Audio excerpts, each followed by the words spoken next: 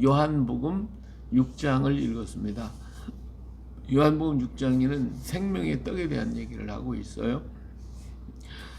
예수님께서 사람들이 많이 모였는데 그들에게 떡을 나눠주는 것을 볼 수가 있죠. 떡이 사람들이 왔는데 그들에게 먹을 것을 줘야 되겠는데 얼마나 떡이 있느냐 물어봤죠. 그랬더니 보리떡 5개와 물고기 2마리가 있습니다. 그랬어요. 그 예수님께서 이 사람들을 함께하라 하시고서는 그를 축복해 줬죠. 그랬더니 거기에 5,000명쯤 모였는데 이 사람들에게 나눠줬어요. 그리고 물고기도 그렇게 나눠주고 그들이 배부르게 다 먹고 난 다음에 남은 조각을 거두어라 그랬더니 이 보리떡 5개로 먹고 남은 조각이 12바구니에 찼더라 그랬어요. 정말 놀라운 역사가 일어났죠. 근데 사람들이 이를 보고서 야 이건 너무 놀랐구나. 그래서 어떻게 했냐면 15절에 보니까 그러므로 예수께서 그들이 와서 자기를 억지로 붙들어 임금으로 삼으는 줄 아시고 다시 혼자 산으로 떠나가시니라. 사람들이 이 놀라운 기적을 보고 예수님을 임금을 삼겠다고 막 그냥 찾아다니고 난리가 났어요. 그래서 이것을 알고 예수님은 산속으로 들어가서 거기서 혼자 기도하시고 제자들은 떠나 보냈어요. 자, 이 사건이 정말 엄청난 파장을 일으키게 되죠. 네, 제자를 먼저 보냈습니다. 근데 나중에 예수님께서 바다를 걸어서 예수님이 이제 건너편으로 가시게 됐죠. 사람들은 그날 예수님께서 떠나지 아니하신 걸 알기 때문에 예수님을 찾아다녔지만 만나지 못해서 도대체 어떻게 된 거냐 해가지고 그들이 또 건너편으로 와서 예수님을 만나보고 깜짝 놀랐죠. 어떻게 된 것인가 놀라서 물어봤지만 예수님 거기에 대한 얘기를 하지 아니하고 너희가 나를 찾는 것은 떡을 먹고 배부른 표적을 보고 본 그것 때문에 것이 아니라 떡을 먹고 배부른 까닭이다. 그래서 막 예수님을 임금을 삼으면 우리가 배불리 먹을 수 있을 것이다 하는 이런 생각을 가지고 예수님을 찾아다닌 것이기 때문에 너희가 표적을 본 것이 아니라 떡을 먹고 배부르기 때문에 그런 것 아니냐 이렇게 말씀을 하셨죠. 그러면서 썩을 양식을 위하여 일하지 말고 영생하도록 있는 양식을 위하여 하라. 이 양식은 인자가 너희에게 주리니 인자는 아버지 하나님께로부터 께서 인치신 자니라. 이게 썩을 양식 이거 위해서 너희가 일하지 말고 썩지 않을 양식 위해서 일해라. 그게 뭡니까? 물어볼 때 이것은 하나님께서 보내신 일을 믿는 것이다. 이렇게 이것이 하나님의 일이라고 분명하게 말씀해 주셨어요. 그러니까 그 사람들이 이것을 보고 믿는 것이다. 예수님을 믿어야 예수님 기적과 역사를 믿어야 되는데 이 사람이 또 물어봐요. 그러면 우리가 당신을 보고 믿도록 하는 행한 표적이 무엇입니까? 하시는 일이 무엇을 하려고 하십니까? 라고 묻는 거잖아요. 자, 여기에서 예수님은 벌써 표적을 행하셨잖아요. 봤잖아요. 자기들 그것 때문에 예수님을 따르려고 그랬던 거 아닙니까? 그런데도 불구하고 뭐라고 그래요? 우리로 당신을 믿게 하는 표적이 뭡니까? 이걸 따지고 앉아있는 것이죠. 네, 정말 그러니까 예수님이 참 얼마나 답답하시겠어요. 이런 거 표적을 보면서도 그들은 믿지를 않고 엉뚱한 소리를 하고 있으니까. 그러면서 예수님께서 이런 얘기를 해요. 너희가 그들이 얘기를 우리는 광야에서 떡을 먹었습니다. 만나 40년 동안 광야에서 떡을 먹었는데 당신이 떡을 주신 것처럼 우리에게 달라 이거지. 우리에게 그렇게 주면은 믿겠다 그거죠. 그런 말을 하고 있는 거예요. 그때 예수님께서 진실로 너에게로 모세가 너에게 하늘로부터 떡을 준 것이 아니라 내 아버지가 너에게 하늘로부터 참떡을 주시나. 그러니까 너희 조상들은 하늘에서 내려 하나님이 주신 만나를 먹었으나 그걸 먹고 다 죽었다. 그것은 생명의 떡이 아니야. 그것은 육신의 떡이 그리고 썩어질 떡이지. 그러나 아버지께서 참떡을 주셨다. 참떡을 주셨는데 하늘부터 참떡을 주셨는데 이 참떡을 먹는 사람은 세상에 생명을 주는 것이다. 그러니까 사람들이 깜짝 놀라요. 아우 그 떡 우리에게 좀 주십시오. 이 얘기한 거 그 생명의 떡이라니까.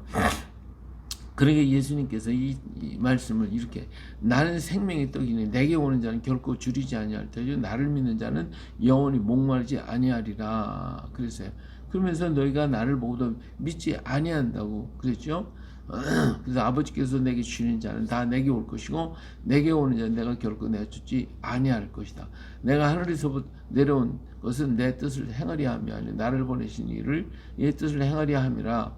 나를 보내신 이 뜻은 내게 주신 자 중에 내가 하나도 잃어버리지 아니하고 마지막에 다시 살리는 이것이니라. 내 아버지의 뜻은 아들을 보고 믿는 자마다 영생을 얻는 이것이니 마지막 날에 내가 이를 다시 살리리라. 이렇게 얘기를 하신 거예요. 자, 이 말의 중심이 뭐예요? 내가 참떡이다. 그래서 참떡인데 이것은 생명을 주게 하는 참떡이다. 그랬잖아요. 그러니까 사람들이 그 떡 우리에게 주십시오. 근데 내가 참떡이다 하면 그 참떡이 그 참떡의 의미가 뭐예요? 나를 믿으라는 거죠. 내 말을 믿으라는 거거든요. 내가 하는 일을 믿으라는 거예요. 그랬더니 사람들이 이걸 또 곡해를 해가지고 이래 예수님이 하늘에서 내려온 떡이라 하니까 유대인들이 수근거리 얘기해. 아니 직원 요셉 목수의 아들이고 부모도 우리가 아는데 지금 무슨 하늘에서 내려왔다고 그러냐 하면서 막 그냥 또 수근거리는 거예요. 지금까지 표적과 이색 다 봤으면서도 이렇게 자꾸만 헐뜯으려고 하는 이런 얘기를 하고 있단 말이에요. 그러니까 예수님께서 이런 모습을 보고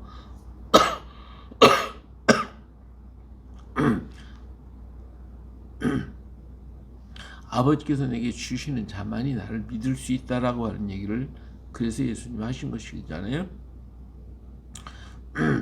예수님께서 이렇게 말씀하시죠. 선지자의 글에 그들이 다 하나님의 가르치심을 받으리라 기록되었은즉 아버지께 듣고 배운 사람마다 내게로 오느니라. 이는 아버지를 본 자가 있다는 것이 아니라 오직 아버지께 하나님께로부터 온 자만 아버지를 보았느니라. 그래서 진실로 너희에게 이르노니 믿는 자는 영생을 가졌다. 내가 곧 생명의 떡이다. 너희 조상들은 광야에서 만나를 먹어도 죽었거니와 이는 하늘에서 내려온 떡이니 사람으로 하여금 먹고 죽지 아니하게 하는 것이다. 나는 하늘에서 내려온 살아있는 떡이니 사람이 떡을 먹으면 영생하리라. 내가 줄 떡은 곧 세상에 생명을 주는 내 살이라. 이렇게 말씀하시니까 다시 말하면 예수님 말씀과 예수님을 믿으면 그게 바로 예수님의 생명의 이시기 때문에 예수님을 영접하고 예수님 말씀을 믿고 따라가면 그것이 영생을 얻는다라고 하는 것. 그래서 아버지께서 주신 자, 아버지께 이 뜻을 깨닫는 자가 나를 따라오게 될 것이다, 믿게 될 것이다라고 하는 것을 분명히 말씀하셨어요. 그러면서 이것을 또 표현을 해서 살과 피로 얘기를 하셨는데 이 의미를 그들이 깨닫지를 못하고 예수님이 뭐 자기 살을 주고 자기 뭐 피를 먹어야 된다? 이게 무슨 소리야? 하고 모두가 다 막 의아하게. 이게 사람들은 영적인 얘기를 하면 육적인 것으로 해석을 하고 그러면서 육적인 것도 이해를 못하니까 영적인 것을 깨달을 리가 없죠. 그래서 자꾸 그들은 하나님의 말씀을 잘 상고하고 그 말씀을 의미를 깨닫고 그리고 그 얘기를 지금 계속 하셨잖아요.